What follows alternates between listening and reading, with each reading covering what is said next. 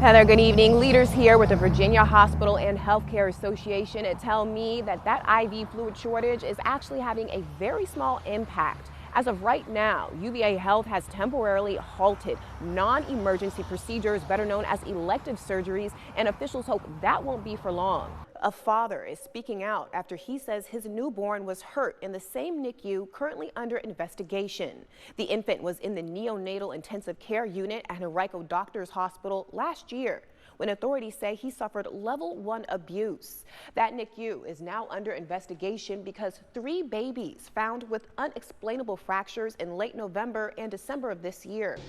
All right, we are starting things out with breaking news tonight. Jimmy Carter, the 39th President of the United States and a Nobel Peace Prize recipient, has died. Thank you for joining me. For 8 News at 6, I'm Alexis Bellamy. Pedestrian crossings and light beacons is being installed on Derbyshire Road, with officials hoping it will improve traffic safety. Okay, I also saw something, Jackie, you may have seen it as well, that said that this is going to be his first one as a parent. His first, I didn't know that. This is going to be his first Groundhog Day as a dad, apparently. Well, that's exciting. Isn't that funny? That is funny. Because I'm introducing you to so many new foods.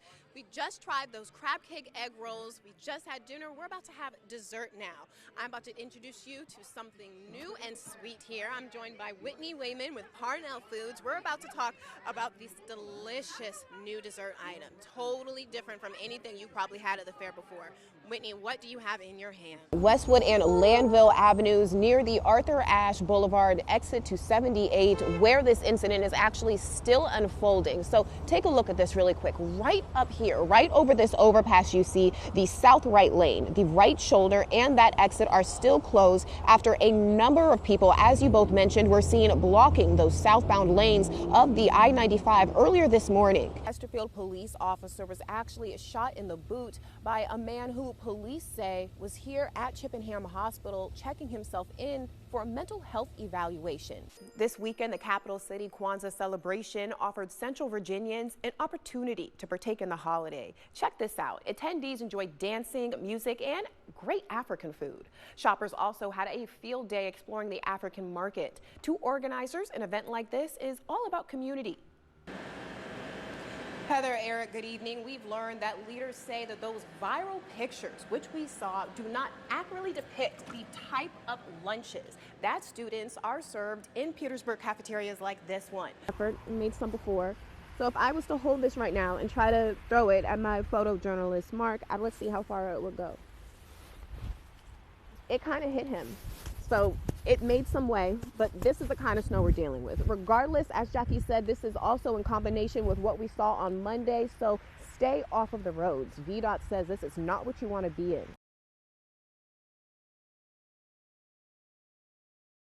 This stadium behind me was filled with just an indescribable sadness tonight.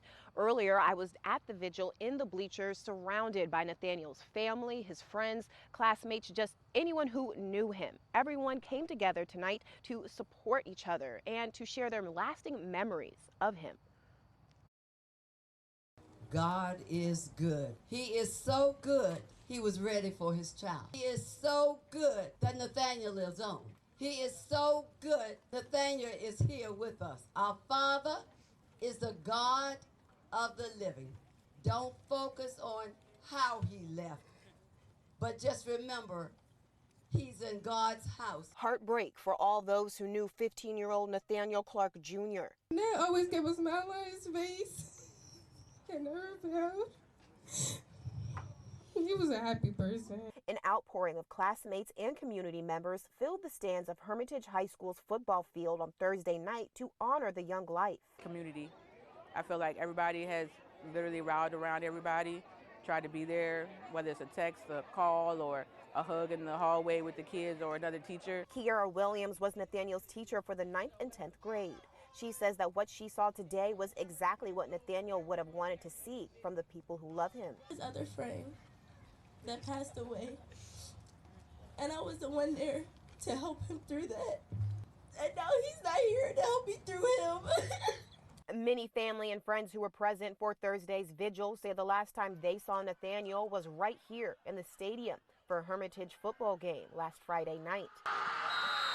Then tragically, days later, they say the next time they heard his name was when they learned about the accident that took his life. The crash happened here on Staples Mill Road just a few minutes after 8 o'clock on the night of Sunday, September 8th. Nathaniel's mother says he was leaving his new job nearby when the crash happened.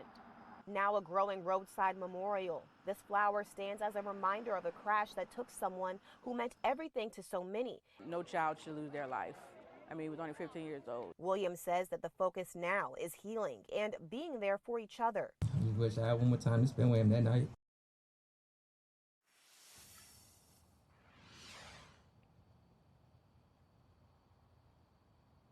Heather, Eric, Nathaniel's passing comes at a time when the community is actually preparing for the anniversary, the one-year anniversary of another untimely death. A 14-year-old student, Keon Johnson, was also killed in a crash that happened back in October of 2023. Reporting live in Henrico tonight, Alexis, Bellamy, 8 News. Our thoughts and prayers with that community, Alexis. Thanks. News reporter Alexis Bellamy has the story. It should be both. It really should. Yeah, so like we're just gonna do squats.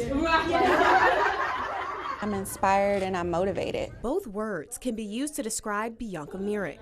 She is the executive director and founder of Pretty Purposed, a nonprofit mentoring organization dedicated to empowering girls ages 9 to 14. You know, how should we be moving? How should we be conducting ourselves when we see these things happening? The program supports over 175 girls in the Petersburg, Chesterfield, Sussex, and Dinwiddie communities. Oh, that's good. I feel like we have learned about so many things like hygiene and how to take care of healthy relationships, red flags, and all of that stuff. I feel like all of that stuff is really important because sometimes girls have a hard time dealing with that type of stuff. Myrick founded the organization in 2014 and started mentoring 7 girls in Petersburg in 2015. Black women have always been staples of the community. Although our programs are very diverse, we do center Black and brown girls in our work just because some of the historic under-resourcing. The group was formed after Myrick's 12 years as a teacher in Chesterfield County and Petersburg Public Schools.